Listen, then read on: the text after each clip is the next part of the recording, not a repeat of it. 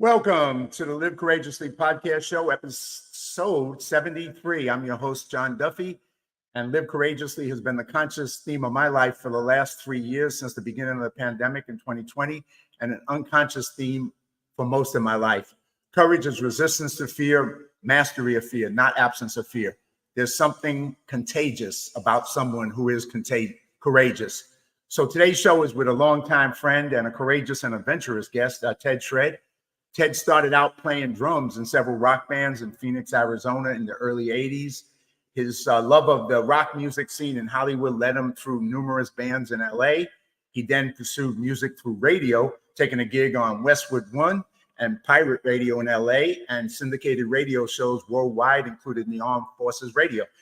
Ted got hired to be a stand-in and extra for Steven Tyler on Wayne's World 2, and that took hold of Shred's creative performance side, which at the time turned towards acting from 1992, even up to the present. And through acting, Shred discovered many jobs he was experienced in the industry as part of natural survival, from stunts to animal training to line producing to directing, from art and set design to lighting.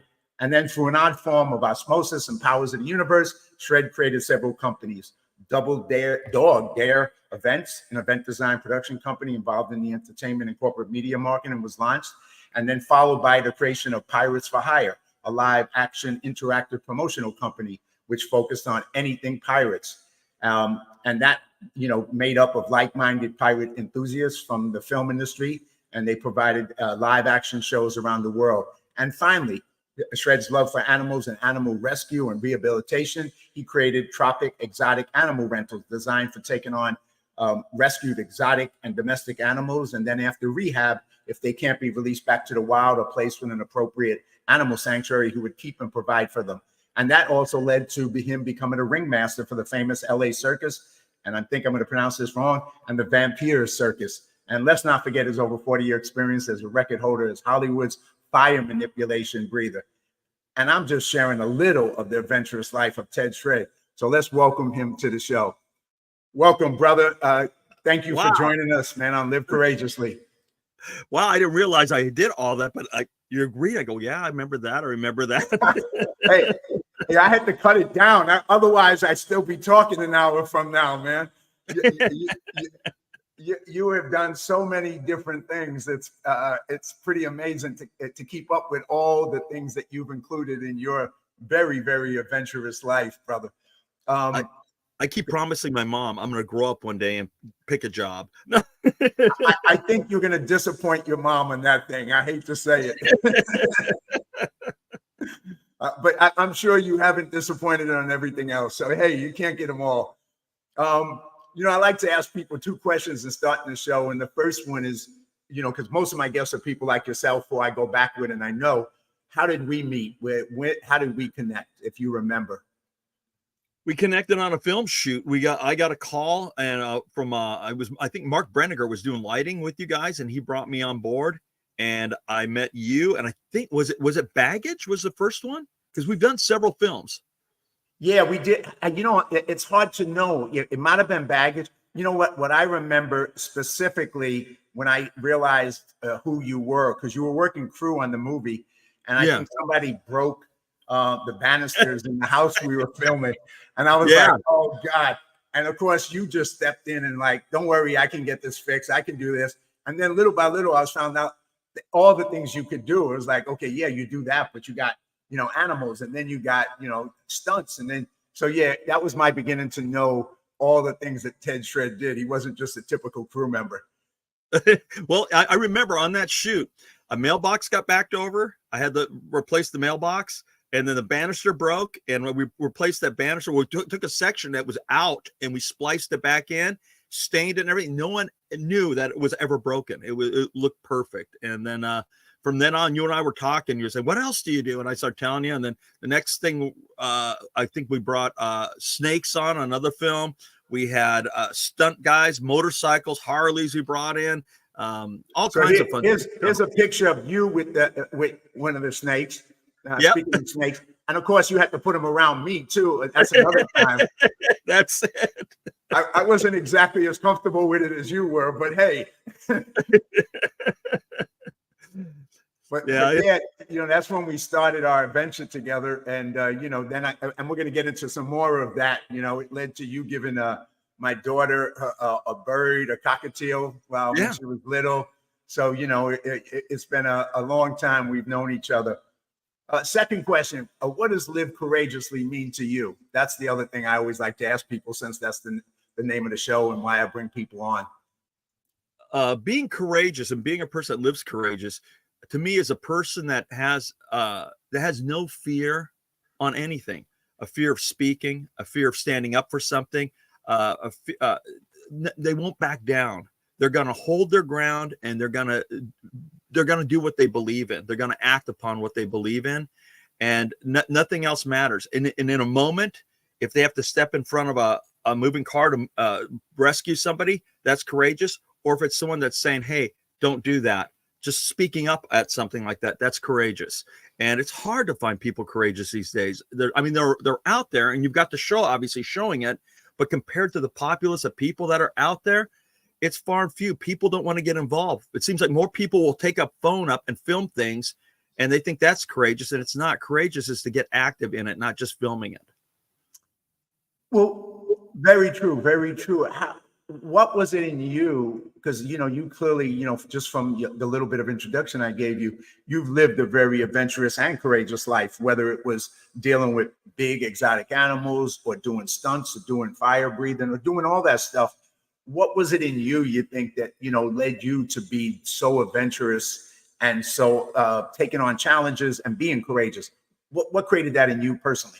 I think it was the family background, my parents, my grandparents, and the history that I learned from about my family.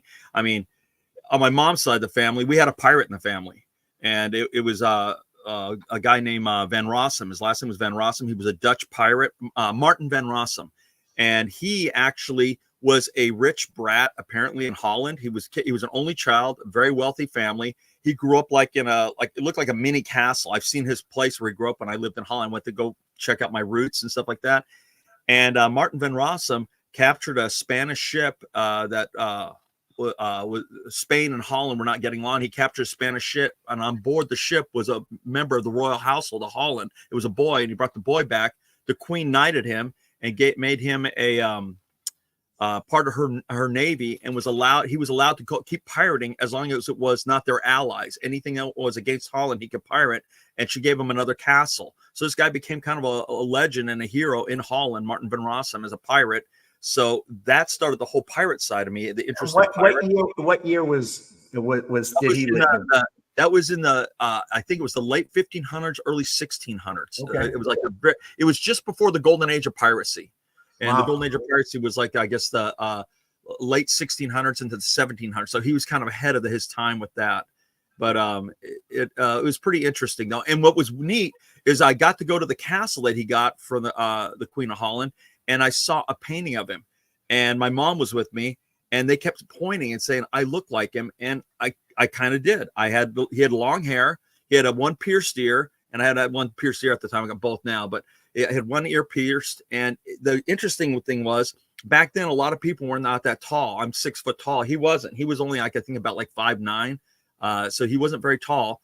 But the painting, it was him on an oil painting. And I know we have a postcard because we're not allowed to take flash photography of oil paintings. It deteriorates them.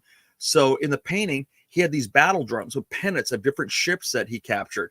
And he's leaning across the drums. And there's an old promo picture of me leaning across my drums like that. And it was taken before I even saw the painting. And it just blew my mind. He loved the sound of battle drums on ship. And I became a drummer. And then we went into the bedroom part of his castle. And his whole bedroom was all hand painted on the walls all the way around the room of all these blooming tropical flowers and stuff, which is interesting because my dad was into being like a rosarian. He loved roses and stuff. And I grew up around roses and flowers and plants. I had a landscaping business at one time. And I loved blooming and flowering plants that emit beautiful scents like sweet pea, citrus, you name it. Anything that's got a nice smell, roses. I always had that planted around my houses, by my windows. So my windows came in. But his room, it had all this painted on it, which was interesting. And inside all these vines and stuff he had painted, he had parrots. And I started laughing because back at home, when I'm looking at this painting in Holland, at home, I had an aviary with over 30 parrots that I rescued. So I already had parrots. I also had a couple birds of prey. And then we went into the actual area where his bed was, and it was like a small little like box, like little building in this room in the bedroom, and there's a bed there, and it's made for a small guy. And so I laid on, looked up at it, and he has the moon painted on the ceiling of it, and more plants that are blooming at night, and had owls in it. And my favorite pet out of all my birds of prey was my barn owl. I had an owl, and it's like weird. Is this reincarnation? What is it? How old were you when that when you went there? I was 18. I just graduated high school, and my mom promised my sister, and my sister's a year older than me. She said, when Ted graduates, I'm going to take you guys to Holland. You can meet my family. My mom's Dutch Indonesian, so she came from Bali, Indonesia, to Holland right after World War II, and then they set up shop in Holland for a while before they immigrated to Arizona, and where she met my dad. But we got to go to Holland and meet the family, and then we went to go see this castle and stuff because she was telling me the heritage of my family. And I just started seeing all these weird, interesting things. Because as a kid, my dad was a cowboy. And so I played cowboys and Indians with kids, but I got more into pirates. I got into like Sinbad, which is more the Moroccan pirates. And then I got into Captain Blood and, all these crazy pirate stuff as a kid. I used to make my own swords. So I already had that in me before I even saw that about him, too. It was just so interesting that did this carry over to me? Maybe, right? That's fascinating that all those layers of everything from pirates to music to flowers would kind of like be birds and part of your birds. And the drums, he had the battle drums, and that's like just blew my mind. Interesting. But so, now, when did you start? Well, since we're going to go with the pirate thing for a moment, since you obviously, went over there and you got to know your history from 1500. When did you come up with the idea to do the pirate stuff, pirate shows? How did that originate for you? And what was the way that you started doing that? Well, with the pirate stuff, it was like probably, I was probably like around 18 or 19. I went to a Ren fair and I saw everyone dressing up medieval and stuff like that. And I thought, okay, I can do a pirate because pirates have been around forever. I mean, they were around,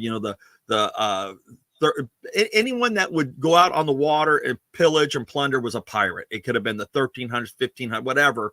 And they were doing all the Renaissance stuff. And so I came in and they go, what are you? I go, I'm a pirate. They go, wrong period. Well, they were only thinking the golden age of piracy. And they were not thinking of all the rest of the stuff that went with pirates. So they would tell us wrong period and they kick us out of the Ren fairs. And then I said, okay, I am going to do the golden age of pirates and show up next time. And we kept doing this. And so pretty soon they would just let us in, take our money, let us walk around for about 10 minutes, then throw us out and tell us wrong period, you're dressed wrong. They kept our money. And it really made me upset. So it drove me to being a real pirate. I just then started being more like, I'm going to keep being this pirate. I'm going to keep coming to these Ren fairs until they accept it and stuff. And it took years for pirates to be accepted at the Renaissance fairs. And out of it, I started thinking, I'm going to get a call someday. When I started my party and events planning company, Double Dog Dare Productions and Double Dog Dare Events, when I started that, I go, I am going to get a call someday for a pirate party, and I want to be ready for it. So I started designing my own new pirate clothes and stuff like that. And then I did it. I got a call, and it was for a bar mitzvah, and they said, we want a pirate theme. So I said, okay, I can probably find some pirates. I made some calls to actor friends and go, hey, you guys know anybody that's pirates? And go, no, we know people do cowboys. We know people that do circus. We don't know any pirates. Then I went online and tried to look for people. And being online back in 1992, 93 was kind of crude compared to today. So I'm looking. And of course, there's people saying, oh, I'm a pirate performer. And then you ask them to send you a reel. And when you get their reel or something on it, they've got a stupid costume, Halloween costume as a pirate with a patch over their eye. Everything's got stripes on it. And it just looks so corny. And they're twisting balloon swords for kids. I go, that's not going to fly. I want a pirate show like you would see in Las Vegas at that pirate, I forget what, Treasure Island. Treasure Island had a pirate show. So I said, that's it. I'm just got to hire my stunt guys. So all my buddies that were stunt guys, I said, guys, if I make the costumes, will you come in and do it? So I started meeting some of these guys and we started doing parties and events. Then I met other actors on set that had a love for the pirates and stuff. And they started building costumes and coming to me saying, hey, can I be a part of your group? So at one point I have had about 25 pirates all employed at the same time. And I had them broken up in several groups. One group staying in California, doing my local parties. I had a group in Colorado at one time doing the Colorado State Fair. Had another group in Alaska doing that Alaska State Fair. and we were all busy. I mean, when and that was because of Pirates of the Caribbean coming out. Everybody started wanting pirates. And then this is I'm putting up the picture again, Pirates for Hire, the company. This is a bunch of pictures and a picture of you with some other people. Yeah, there's some radio people that we met in Corpus Christi, Texas. We did Buccaneer Days out there, which is interesting because they celebrate cowboy buckaroos and then pirate buccaneers all together on one weekend. So the first part of the week, they're celebrating the rodeo and cowboy, and the next is a big carnival fair celebrating pirates. And of course, you can do both, right? Exactly. here's you as a cowboy. So you got the cowboy thing down, and you got the pirates thing down. So yeah, we have a company called Outlaws for Hire, so we do have that also. That's fascinating. And then I think this is from something you actually did filming, right? This is this was the pre-shoots for Our Flag Means Death, that new series that's on. I think is it HBO has it, or one of the streaming networks has it, and it's Watiki. I can't even pronounce his name anymore. He's like the most popular and demand writer director guy. He did that movie or he did that series, What We Do in the Shadows, the vampire series, and he did that movie, What We Do in the Shadows and stuff. And he also does voices and things on Mandalorian. And he's a really good director. That was one of his productions, and that was the pre-production when we were doing tests with the screens, the video screens and stuff. That was Stargate Studios that did the screens on there. They're really good people. So, I'm like, there's so much to ask you because you've done so much. But one of the other things is, besides the, so you got the Pirates, the Cowboys, the Double Dog Dare Company, but then you also do this as well. So yes, I'm like, oh my God. So how did that all those pieces? I'm about to show a video. I want to show a short video of the fire breathing thing that you do.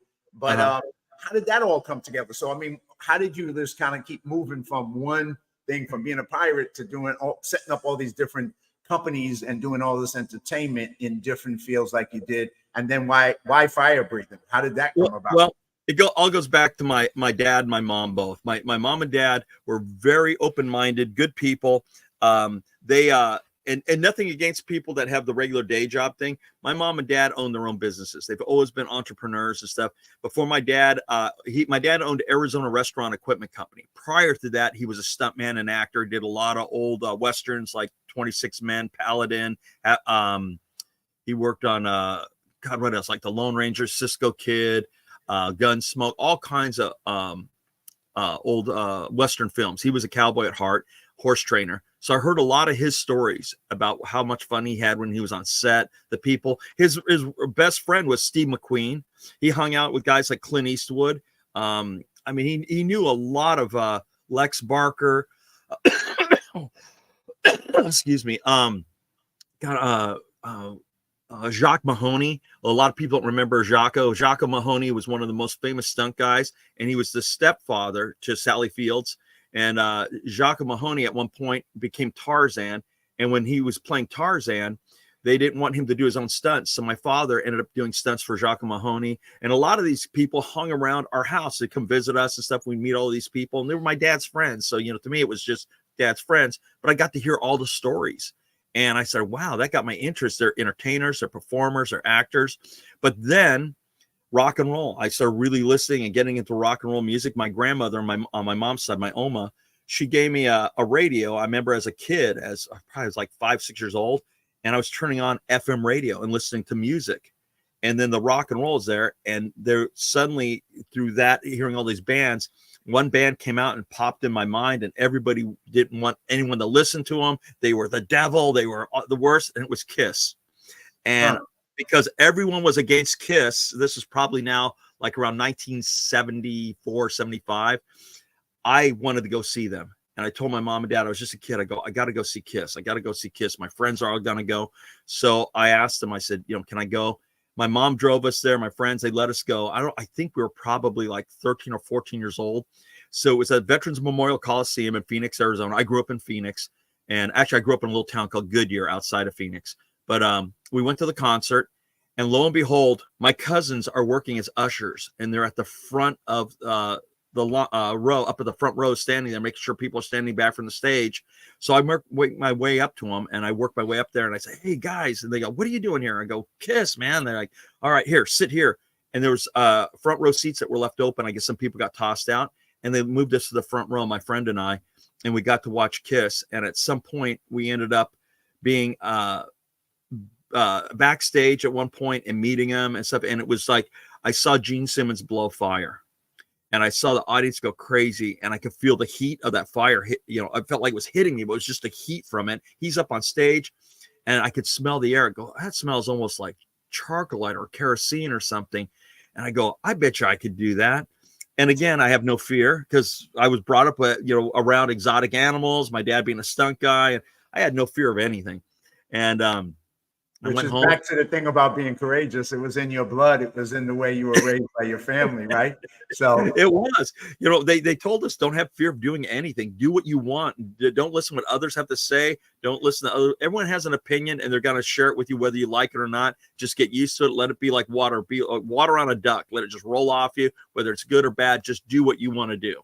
So I went home. That day, watching Kiss planted the seed for you to kind of get into doing fire. I taught myself how to eat and breathe fire because we didn't have videos online that taught you this stuff. There was nothing in a library on books on it. So it was trial and error. And knock on wood, that's my table.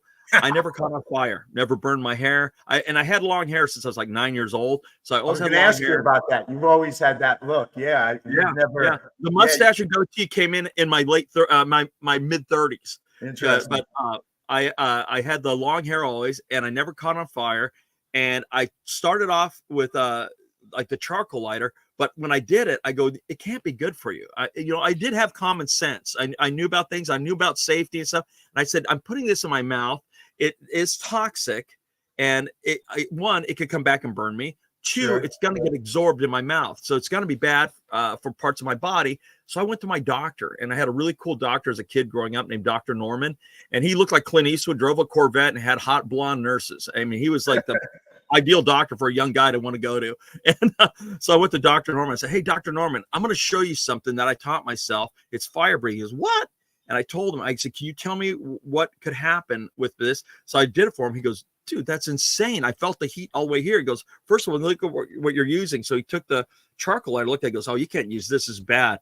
He goes, hold on. He got a couple medical books. He goes, take these and read this. It's about your whole circulatory system, how stuff absorbs in your body and what it could damage. He goes, I would find chemicals that are less harsh, and you're going to have to do research. Go to the library and stuff. So he told me, and he was right. And I went and I did all the research and learned about flashpoint of fire and how things can come back quicker and light my face on fire. And stuff burns slower. So I found out the safest thing to use is lamp oil. And to get 99 to 95 proof lamp oil, you have to almost order it. I order it from Lamplight, and I get the oil, and you could pour it on the ground and put a torch to it. It's not going to burn. But if it's on a wicking, like clothing or hair, it could catch fire. If it's in a mist form, it will start and ignite and carry itself. So with that, and with the laws of physics, I started learning how to fire breathe better and better and working at it. And it just came to me that if I move that torch out of the way, I could get bigger flames. And with that, I got a record at 28.5 feet. I did it in the movie The Crow 2, not the good one with Brandon Lee, God rest his soul. I was in the second one, the kind of crappy one, but I still did the fire breathing in. Well, at that point, let us watch this, your fire breathing video right now. Let me put this up.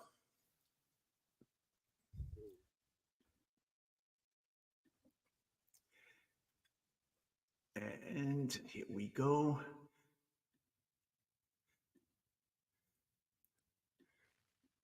Chamacos, niños en casita, pongan mucha atención que tenemos al tragafuego de regreso. Recuerden, no hagan eso en casita. Es cierto, Sergio, es cierto. I think that's an ad. Let's see. That was eating 4 torches at once there. La Scorpion King también, ¿verdad? Right? De los efectos de la película. Él se llama Ted. Thank you for coming, Ted. My Thank you French so is better much, than my English. Pero importante mencionarles, esto que va a ser él tiene el récord que estaba antiguamente era de 9 pies. He was speaking too fast. I really didn't understand what he was saying.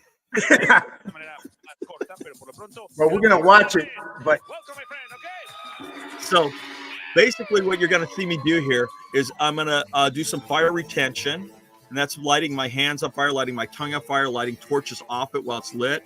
Then you're going to see me do fire extinguishing, and that's eating fire. There I'm lighting my tongue on fire, and I'll light a torch off my tongue there. And people ask, how does that work? Does that hurt? The outside edge of your tongue has most of the nerves on it. The center really doesn't. When you see guys that extinguish cigarettes on their tongue, like the tough guys in some of the movies, it'll leave a little mark and be gone about 2 or 3 days. But the torches don't, and stuff like that. You'll see me extinguish the torches with my transferring there with my hands, and my fingertips are still on fire. As long as that flame is going up, the heat's going up with it. But if you leave it too long, it will burn you. And those are metal rods that they're on that they eventually get hot when they're flipped over. But when the flame up, like right now, they'll be getting warmer. Now I'm retaining fire just on my breath, and that's just putting the torches in there and having the fumes still in there. Holding torch with my teeth. You hold it too long, your teeth crack, which is not good. My teeth are still perfect, thank God.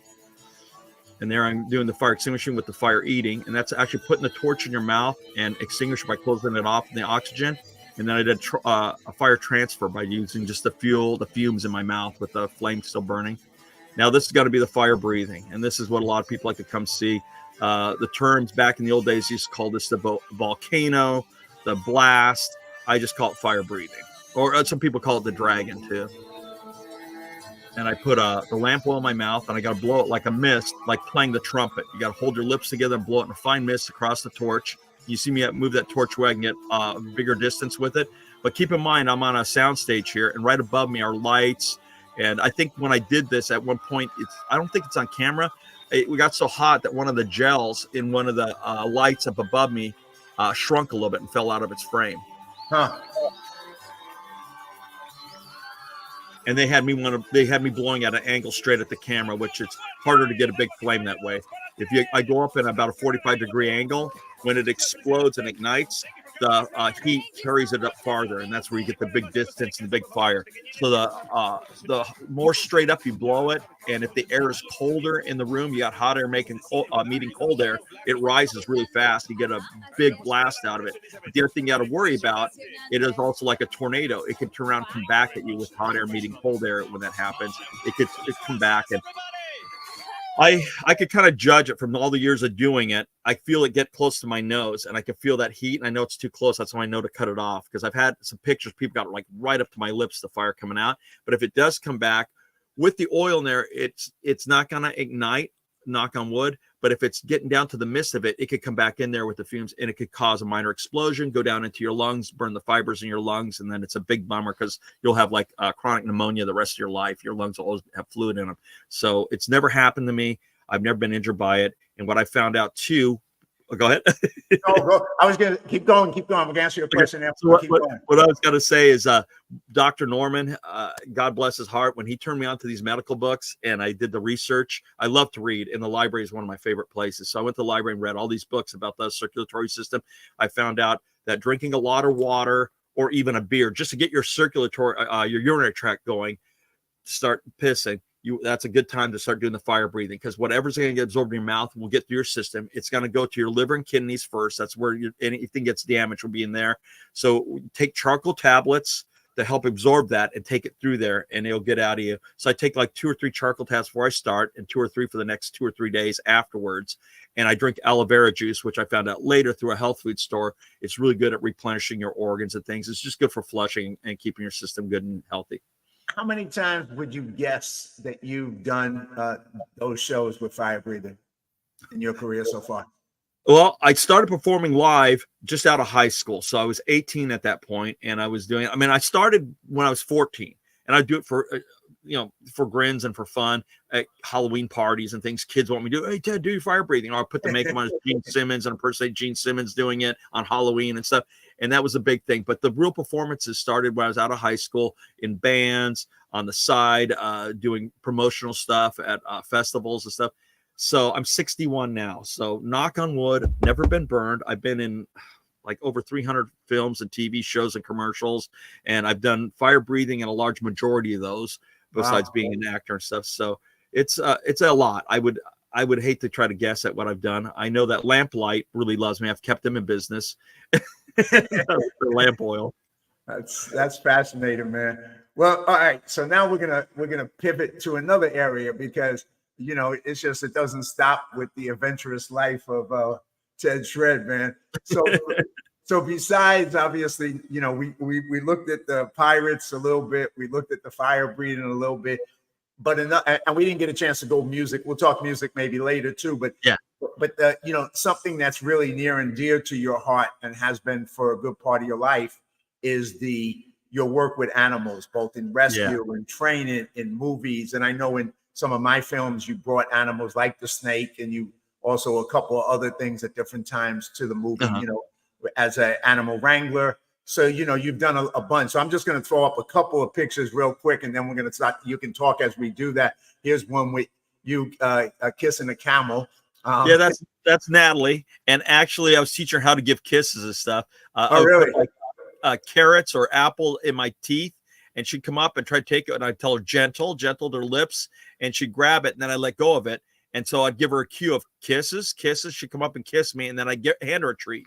But I started within my mouth, and just gotta make sure they don't bite your face off. And I really have to say I've been really blessed and very lucky to have, again, my parents. My dad started the ethical treatment of film animals in 1950. My father trained horses. He worked for Roy Rogers, trained Trick Trigger and Parade Trigger. Glenn Randall got a lot of credit for stuff, but Glenn Randall didn't do a lot of the work his own. He had other people work for him. My dad worked for Glenn Randall, and my dad saw how hard Glenn was on animals, and my dad couldn't deal with it no more. So my dad basically walked off of Glenn's productions and stuff and left and started ethical treatment of film animals, started teaching people how to treat animals right.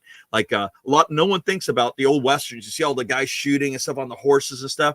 A lot of those horses went deaf from the gunfire going above their head over and over. And they started using quarter loads finally, so they're not as loud. And my dad started packing cotton in horses' ears and put shoe polish over it so you wouldn't see it, and to protect their ears. And then he went into other things of training. Like he worked a lot off of body language, and he worked into encouraging animals to play as part of the work and not starving animals and making them work for treats. I mean, it's one thing to cut back on some of the food, but some of these people literally used to starve their animals and make them work for food. And my father, with his training, he started telling me, you got to look at it like this, Ted. When you train an animal, it's like you. If you're hungry, you have a hard time focusing. You're going to be edgy. You're going to get grumpy. You're going to snap at people. Animals are the same way as people. There's not much difference between us.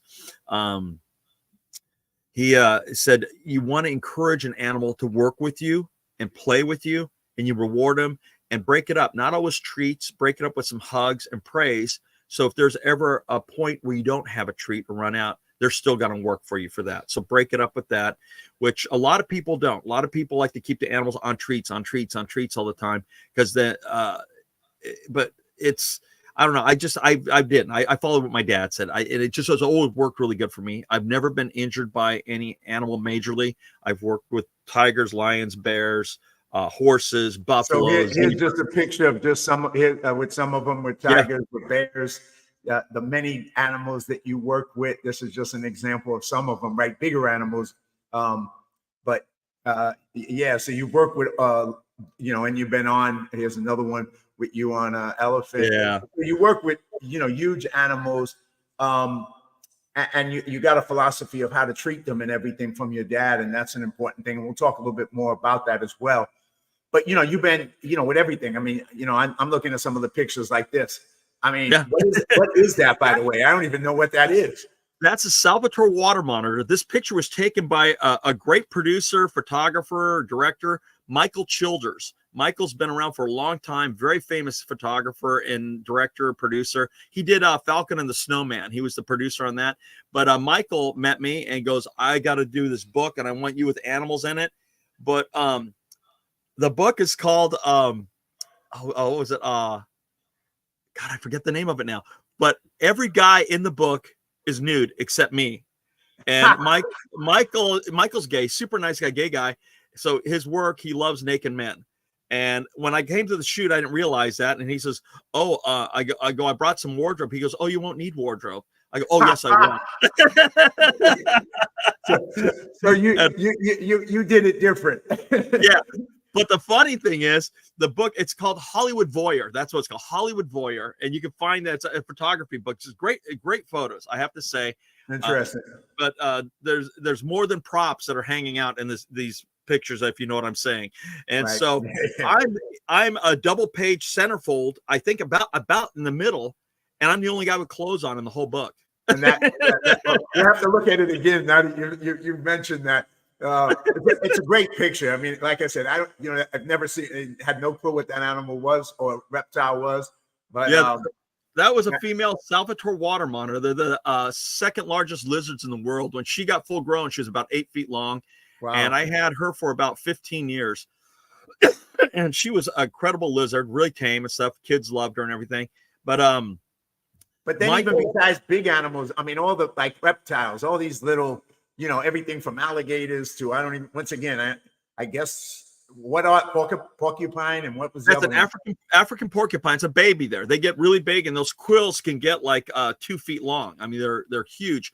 The underside of their belly is soft. When they're younger, the quills are softer, but his quills are starting to get harder right there. So you got to be real careful not to get stuck with them. And then the alligator, like people say, I can't believe you could train an alligator. Well, there's more and more videos now. If you Google right now, I just saw a great one the other day where a guy rescued this alligator, and he's got it trained to come to him when he calls it, and he opens his mouth and he gently puts in the chicken. He tells it gentle, and it closes mouth real gentle, takes chicken from him. So alligators, reptiles, anything can be trained. The only thing I find a hard thing you can't train is a woman when it's a shoe sale at Macy's and they got your credit card. That's a hard thing you can't train. But the hardest animal I think that I ever worked with to train was probably probably zebra. Zebra are kind of tough. They like to nip, bite, and kick, so you got to kind of watch them and stuff. But I did train a zebra to smile on command, and it was fun. It was we're working on a vodka ad, and I was playing with her, and I kept tickling her nose with my hair and touch her, say smile. Pretty soon I just do it, and she'd smile. And there's a picture floating around on the internet of me with the zebra smiling. But one of the craziest ones, I don't think it was on your film. It was another film I worked on. I can't remember what the name it was, but I got hired to bring in cockroaches. And they didn't want the Madagascar hissing cockroaches that you get at a pet store. They wanted the real ones where basically Japanese water bugs are what you see around here and stuff. When you open up the water mains at the house, you see them come up out of there. So I didn't want to mess with the bugs. I mean, God, I mess with a roach. You think dirty and things like that. So I went and I had to go and get 15 cockroaches for this film. And I had to go out at night, and I'm opening water mains going down my street in my neighborhood in Hawthorne. I was living in Hawthorne at the time, and I'm catching by hand all these cockroaches and putting them in these containers, bring them home. And later on, I get home, I'm washing my hands. Like when you grab them, sometimes they spit up and stuff too, whatever, and they get stuff on you. So I'm washing my hands. I go, I could have done that with rubber gloves, No. I'm not a fan of cockroaches. I grew up in the South Bronx in New York, and every morning when we would wake up, our sneakers would be full of cockroaches, and hundreds of them. I mean, hundreds of them. And you'd have to like bang them on the floor, and all the shake them out. Yeah, they would all go running, and it was just no matter how many traps you put down. I mean, it was cockroach paradise. I lived in a band house once like that. And I stepped and I slipped. I thought I stepped on a grape in the kitchen and slipped on it. It was a big roach. This was in Arizona. We get them big there. Yeah, and then we had I worked in a grocery store when I was like 15, and then you go down the basement and all the flying water bugs would go flying at you, and it was oh God, did I hate those freaking things. Matter of fact, I got a movie coming up in a few weeks that we're gonna need some bugs on. So I'm like, I haven't got into it yet as to what they are, what it's gonna be, but we need bugs. So let me know. I've got some here right now that I did on a video shoot for Doce, I think how you pronounce her name, the rap artist. She's got a video coming out, and she's painted in gold. And they're called death beetles crawling on her face. Oh, and wow. These death beetles are little beetles you find out in the deserts out in California, Arizona, New Mexico. And if you touch them, they play possum. They roll over and play dead. And that's why they call them death beetles. And they're really cool. So I got 2 of them, and I named them, of course, Ringo and Paul, the only 2 that are alive. I'll definitely reach out to you on that. I haven't. I mean, you have had hundreds and hundreds of experiences. I think besides you giving the snake to me, I've had like maybe 2 other experiences. Like this is me on a camel once, which was rather interested in, of course, riding horses, but I haven't really, I can't say that's about the extent of my experience with animals outside of You the pets you, that you you met Willow, provided my to me. wolf. You met Willow, my wolf. Yeah, so that's a picture. Matter of fact, this is on the set with you and Yep. Willow right there, right? What a Yeah. what an incredible animal. And Yeah. you She know, was and arrested. is this Willow too? That's Willow also. Yeah. She was Yeah. 145 pounds. On her hind legs, she stood 5'9". Look at those paws. They're the size of my hands. I mean, she was a big wolf. And I had to get her on a picnic table to get her on my shoulders for that picture. One thing about wolves, too, they don't really like it if you lift them up and their feet are off the ground. They don't mind standing on their hind legs, but when you try to lift them, get their feet off the ground, they'll try to nip you and bite you. So it's rare to get a wolf up on your shoulders like that. And it takes a lot of trust for them to trust you to do that. It's a beautiful picture, and she was a beautiful animal. And I know Yeah. to kind of pivot a little bit, I know there was a little bit of a time when you were doing some speaking at different high schools to kids about Yeah. bullying, and you used Yeah. to bring Willow with you when you did the speaking, and just to share that message of not bullying kids. So tell us a little bit about that, because I know that was one more of the many things that you've done. Yeah, one of my favorite things is I love educating kids. I should have been a teacher. Maybe I'll be it when I retire. But I You love finally make your mother happy. You do that, man. exactly. She doesn't worry about if I'm gonna catch on fire that way. That's right. But no, I love educating kids, and when I can educate people in general about animals and have a little more respect and honor animals, because they're incredible creatures, all animals. And I have not found, I mean, even down talking about the roaches and stuff, they actually can be trained. All these animals can be trained and stuff. So I decided with Willow to take her with me and do lectures and speak to kids about wolves and things. And a lady saw me with Willow, and she's the niece of Ava and Zsa Zsa Gabor, and her daughter was going to a high school in Camarillo, and she did a report on bullying. There was a movie that came out called Bully, I think, and they were all talking about it. It was all the talk about back then. And so her mom reached out to me. She says, I watched when you were talking to the kids. My daughter told you about the bully program that they were doing at their school. You started talking and comparing about safety and safe in numbers, and how wolves are in packs are safe in numbers. They take care of each other. They protect. She goes, did you ever think about doing that as a lecture for kids at a school? Because my kids and all the kids came in it was at a grocery store of all places we met. She goes, they all started listening to you, and they were all like empowered by the fact that they are more power and strength in numbers because of what a wolf does. And I said, yeah, I could do it. She goes, would you come and speak to our kids? I go, well, I would love to do it, but I don't know how I'm going to put this together. So again, I make a trip to the library. I love the library. And I looked up things about psychology. I looked up stuff about a lot more about wolves and their behavior and other animals. And then I looked about child psychology, and I kind of put together a neat little program using things that were common sense, that were related to animals, that us as humans, we do the same thing too. But if we don't think about it, it may not come to us immediately. So I tell kids to think like animals do. Be always prepared and ready. Keep a view of what's going on, and always know you're always safer in numbers. If you can stay in numbers, you got each other's back. That's what animals do to protect you. That's why they travel in packs, herds, flocks, is because they're watching each other, watching out for each other. And if something happens, one person can make sure to get help for the other or something like that. It's the buddy system as a group. And so I put this whole program together, and I taught kids this at this school, Camarillo, and they loved it. I spoke to, I think, like 12 classrooms. They brought them in at different times at this auditorium, and we spoke to them. And I had Willow there and used Willow as an example. And that, of course, got their attention. And at the end, they all get to pet her and meet her. And it worked out really good. And it got to Matt Lauer. And Matt Lauer reached out to me and wanted to bring me on Good Morning America.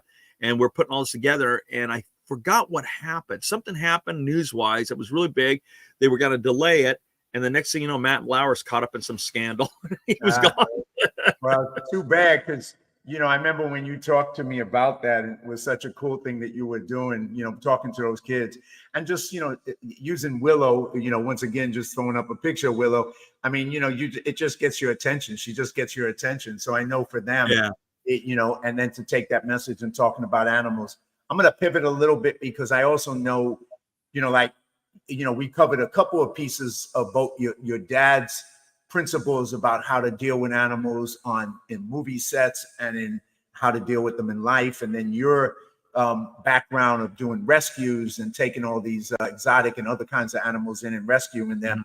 That, you know, you have a very special place in your heart for rescues and rescuing animals.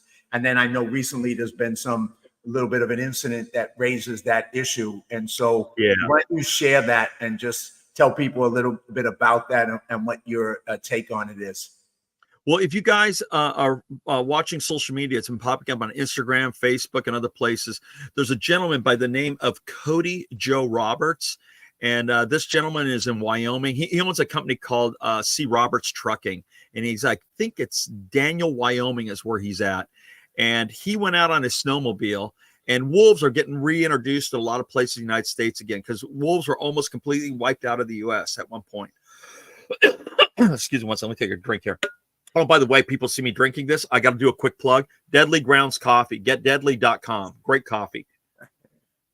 One more time. What is it? You have to get them to come on my show as a sponsor. Absolutely. His name is Tom Leolius. Tom used to be a producer and director, worked in commercials here in Hollywood, and now he's back east, and he owns a coffee company, and he makes the best coffee. He's got over 300 flavors of coffee, and they're great. The one I'm having right now is called Graveyard Grog. It's a peanut butter chocolate coffee. It almost tastes like coffee with a Reese's peanut butter cup in it. It's really good. Sounds interesting. Yeah. And the name of the coffee is what? Deadly Grounds Coffee, and his website's getdeadly.com. GetDeadly.com. Well, he's just got a free plug and he's got a free advertisement. Good for him. You're definitely a fan. So getting back to with that, it was this guy Cody Joe Roberts. He saw a young wolf pup, and understand that it's not an adult yet. It's a subadult. It's probably less than a year old. He chases this wolf down till it's exhausted, and he ran over it with his snowmobile, probably breaking its hips or something. So he made it incapacitated, the animal. He taped its mouth shut with red duct tape and its feet up so it couldn't hurt him. And then he scruffed the animal, threw it in his truck, took it into town, paraded it from bar to bar, showing it off, making people take pictures with it. There's a picture on my Facebook page. I put up a whole thing about him on there, and he's taking pictures with it. And he's basically torturing this animal. It's in pain, it's injured, and he's doing this to this animal throughout the whole evening. And finally, at the end of the night, he decided he was done with it. He took it out back and shot the animal and killed it. So the animal was in pain and tortured and abused by this guy. He, by the law for animal abuse, only got fined $250. There is a huge outrage of wolf lovers and people that support wolves that are friends and fans of mine. And we're all out there to try to change this law, because a lot of wolves are being abused and a lot of them are being killed. You don't hear a lot about it. They try to, and the thing is too, I work with wolves and I work with coyotes, and I work with our park and recreation people. I work with forestry service people, and I've talked to them about controlling population in certain areas. Spay and neutering. You do it with feral cats. You do it with dogs. You can do it to a coyote and a wolf. You can spay and neuter and cut back population if that's what you need to do. But places like Wisconsin, and now don't get me wrong, and I don't want to piss off Harley Davidson, but Harley Davidson is a big company. And I ride Harleys. I've had Harleys most of my life. And the one thing I noticed about Harley Davidson, they use an eagle and a wolf to represent freedom. And it's their spokes animal on their t-shirts, on their logos. So if you always see wolves and eagles for freedom, for being patriot, American, the wolf, freedom, run with the pack. But they go in their state of Wisconsin, they allow people to go into the dens in spring and gas the wolf pups and kill them. They pump gas in there and they die of suffocation, and they kill off the pups that way. And it's horrible. They let people go into these dens and take them out and butcher and kill them on the spot, chop their heads off. And then coyotes, Glendale, California still allows people that can get a permit to get a bounty for coyotes. You get a permit and you could go out and shoot and kill coyotes. You cut their noses off and turn them in, and they pay you for the noses that you turn in. And it's horrible. You don't have to kill these animals to control the population. There's a lot of ways you can do it. You could go ahead and you could dart them. I mean, you see people do this all the time, and they can spay and neuter these animals and cut back the population on it. The other thing is they're always looking for food, especially coyotes. And people here worry about coyotes with their pets and stuff. Best thing to do is keep your pets in. Coyotes are getting more bolder and they're hungrier, looking for food. So they're not just going out at dusk till dawn. They're going out during the day now looking for food and stuff. And pets are an easy source of food for them. If they're small enough, they will grab them. And the thing is that I was up at a friend's house last night in Burbank, and we saw out his porch coyotes right up in the woods right next to his house. And it's like a condo complex. So right outside the condo complex was, coyotes, a pack of coyotes. But yeah, so you're right. I mean, they're beautiful animals, and they do a great job. They keep down the rodent population. They eat rats, they eat squirrels, they eat rabbits, things that can be destructive to gardens and things like that too. But, and people look at them as lovely. I mean, I love rats. I love rabbits, squirrels. I had them all as pets. And it's funny, as my wolf used to get along with my rats. I used to let my rats climb on her. Willow was so good. Yeah, so we're very different on that issue, because once again, growing up in the South Bronx, I was not a fan of rats. I have to tell you, no way in the world did I like rats. I'm going to tell you something. A new respect for rats. You might like this. There is a giant rat from Africa called a pouch rat. It actually has a pouch. It carries its babies and stuff. They use them now to sniff out landmines. When they go to places where there used to be war stuff and combat and stuff, they look for the landmines to protect animals and people from stepping on them. They used to use dogs to do it, but sometimes dogs can trip it and you blow the dog up. The rat is not heavy enough to trip it. And they would put these rats and they would give them the smell of gunpowder, whatever's in the landmine to make it explode explosive. And they treat them to look for it. So they put them put strings across these fields and put a little washer and a little leash on the rat, let the rat walk lines back and forth like a grid. And they find something, he starts digging for it. They stop, they go out there with a metal detector, find it, and they disarm it. But these rats now are being used to clear landmines and stuff, and they're using them also for search and rescue. They can mount little mini cameras on them now and turn them loose into rubble where there's been earthquakes and stuff, and they get places looking for people, and they're trained to go after the smell of people's breaths, the carbon monoxide when they exhale. So if they can find a living body, they'll find it, and they'll have a camera to see it. See, that's why when I met you on my movie that time and you were a grip, it was like only someone like you would know all this. That I mean.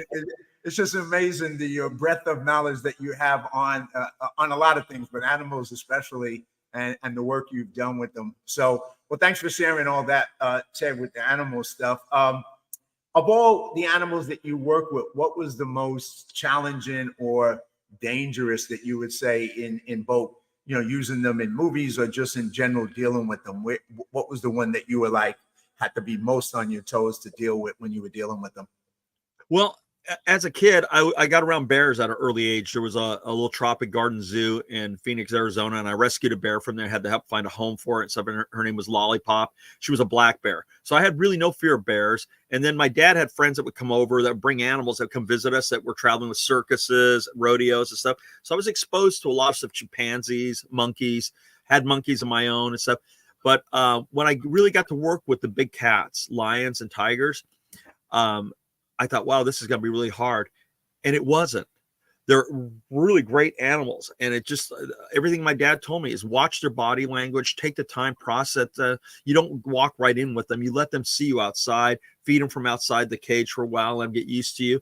And then one day you're just going to have to go in and see how they react with you and be prepared and have a backup. I don't carry a gun. I very seldom have a stick in my hand or anything like that, but I usually have pepper spray on me or bear spray, we call it. And I've never had to use it. Knock on wood again. I have never been injured. No scars. I mean, I got little scars here and there from iguanas, nails, parrots, little parakeets that get right in here. And they hurt more than anything, these little parakeets and stuff. But the lions and the tigers, I've never been injured by them, or the bears. I've had friends of mine that have been, but I don't know. I guess if I follow what my dad says, I take time, have patience. My father used to always say, the same respect you want, give the animal. Don't push them. Don't shove them. Don't, encourage them, reward them that they're doing good with hugs. When you can hug them, when you tell them they're good, give them a food reward, but always reward them for doing something good. And if it's just partially where you want them to go, it encourages them to go that next level, and you can take there. But keep in mind too, not all animals are going to do everything. It's just like kids. Some kids are good at sports, some are good at math, some are good at art, some good at drama. Not all animals are good at everything. So sometimes we have to match animals and find animals that look alike. That one's good at jumping and climbing, the other one's good at just laying there being next to a person. One maybe can look fierce on camera where the other one doesn't, and you just got to look for what the animal can do and can't do, and work with it, their abilities and stuff, and just don't push it. Just be lax with it, and don't overdo it. And when they give you signs when they're tired or when they don't want to work, back off. And I think that's what's protected me, where I've never been injured. That's so cool, man. That's amazing, truly amazing. We got about 5 more minutes, so I want to kind of. Oh wow, it's gone by quick. It's like, what happened to this hour? Another thing that you've done, I'm just going to throw up, is Here We Go Shred, doing some circus stuff, and how did that come about? And what was that like? How did you get into that? Well, the one whole picture of the circus and stuff, you're going to love that. That's a video there that we did. And the guy in the black tuxedo with the top hat, that's the great legendary producer, musician, songwriter, Alan Parsons from the Alan Parsons Project. And when he was a young age, I think he was like 18 or 19, he was the engineer on the Beatles' Abbey Road album. And then when he got older in his 20s, he did the Dark Side of the Moon album for Pink Floyd. And wow. That's Alan Parsons. And that's his son-in-law that was sitting next to him there. I met Alan and his family a few years before that was done. And I ended up working with him on a music video, and was a circus themed video. So the people at LA Circus, that's my friend Winnie McKay and Chester Cable, great people. LA Circus is like the circus family of Hollywood. I mean, anything that you need circus, or any circus film or carnival film. We did Carnival together. We did Greatest Showman. We did Water for Elephants. All these films, that's their tents, that's their equipment, all their decor. It's all owned by LA Circus. So Winnie would call me and say, hey, I need to book talent and stuff, and I don't want to deal with it anymore. Would you do it? And I said, sure. And I was already working as a ringmaster for her. We would, LA Circus would actually do a charity circus with different charity groups, and we would become the circus of that group. And it was like a food drive. We would be the food drive circus, whatever, and that would be the name of it. And then we come out and put on a circus, and I would be their ringmaster. And my whole gimmick was, because I do the fire eating and fire breathing, they would introduce me as circus's hottest ringmaster, Ted Shred. I'd walk out, I'd blow fire, I'd eat the torch, I'd hand off to one of the showgirls. They walk off, and I'd welcome everyone to the circus, talk about all the great stuff you're going to see. Now let's go on with the show. And I go into it, and I loved it. I love being the ringmaster. I tell people my rock and roll days, I was a drummer. I should have been a front man. I should have been a lead singer. I just didn't have the voice for it, but I love being that front guy. So being the ringmaster came pretty natural. I mean, you've done just so much. And as we wrap up in the last 2 minutes, anything you want to finish us up with and share with the audience what you're doing in the future? Yeah. Obviously, people can reach you at piratesforhire.com, which I threw up on the screen for people if they want to reach out, and anything else you want to share. Yeah. The best one is Double Dog Dare. DoubleDogDareEvents.com. That one goes to me also. That's the event planning business. And with the event planning business, we do marketing. We work with film, TV, music videos, photography. We supply all live talent. We have props, decor. My partner is Eric Elkheim. He owns LA Party Works. Eric just got doing a fabulous bat mitzvah for his daughter at the Elks Lodge in Pasadena last weekend. Oh my God, it blew everybody away. But we have carnival rides. We have all kinds of fun stuff. And between my contacts, my team, LA Circus, LA Party Works, and my company, Double Dog Dare Events, we can do anything. We can come up with any, and we have. We've had clients come to us from LA Kings to Live Nation to, Rolls Royce. I mean, people come to us for marketing, promotional ideas. Then I get a lot of private people that want a kids party. I got a couple kids parties coming up. We're going to have pirates at. We're going to do a petting zoo at another one. And we can do anything. And I can put educational programs together like we talked about earlier. I can bring animals in. I can bring performers in. We can teach and do an educational program for kids, for young adults about all the stuff that we've just talked about. And we've had different themes and names for them. You can run away at the circus and learn circus tricks and all kinds of fun stuff. So to kind of finish it up, if no matter what you want, as I found out many years ago, somehow Ted can find a way to make it happen, whatever it is. I mean, and you know, whether it's in the animal world, stunt world, you name it, vehicles, motorcycles, you name it. So you want to reach them, Double Dog Dare events.com. You can reach them and contact them to get, you know, anything. And definitely, hey, Ted, I mean, I'm just still blown away after all these years of all the things you do and continue to do and all the stuff that you're into, man. It's so cool to know you and call you my brother, man. Can I mention one thing real quick? Sure. One thing we didn't mention, when I was in Alaska, and I just want to bring this to people's attention, there were a group of kids that were homeless, and I started an organization there with some friends of mine, Jerry McCann and Kevin McCann. It's called Haven, and it's for homeless kids in Alaska. They have an organization up there. We started about 10, 12 years ago with Haven, and it took off all across Alaska, and we got homeless kids off the streets and living in the woods back in abandoned vehicles. When winter comes, they freeze and they die. People don't think about that. These kids are stuck there. They don't have passports. They don't have money. They can't come to the lower 48 where it said they tell me, think of Alaska as like an island. We're trapped between Canada, the Arctic, and the ocean, and we're stuck there. So when winter comes, they're lucky if they survive winter. And we created this company called Haven out there for homeless kids in Alaska. Well, that's a great thing. And overall, I got to put up this thing from you because it kind of sums up all the stuff that you're about. And that's this. and that kind of sums it all up, man. It's all very good. It's all freaking good. John, you live courageous. I have to say that. And now you interviewed me, but I got to say, guys, this guy is a mentor to me. I should point this way, so it's like next there. He's a mentor to me. He is a great speaker, great guy. He's a great influence, and I've learned a lot from John Duffy. So, and I'll tell you, if you're doing a film or production, he can direct. He's the most incredible line producer around, and he's a good actor. Look at that picture back there behind him. That's him as a tough guy, man. That's right. That's he's got a big heart. With the gun, John Duffy's got a big heart. Oh, thank you so much, Ted, for those kind words, brother. I appreciate you, and thank you for being on the show. And you know, we got to work together on something real soon. Absolutely. Absolutely. Right. And if you want to come back on your show again sometime, we'll do 100%. It. Or if I'm doing something, come out to one. I'm doing a live performance somewhere, and we'll do a live show. Oh, I'd love to. Well, I look forward to it. Well, let me close out the show. And thank you once again, Ted. Thank you for those kind words, brother. And we'll definitely be talking. You got it. Thank you, John.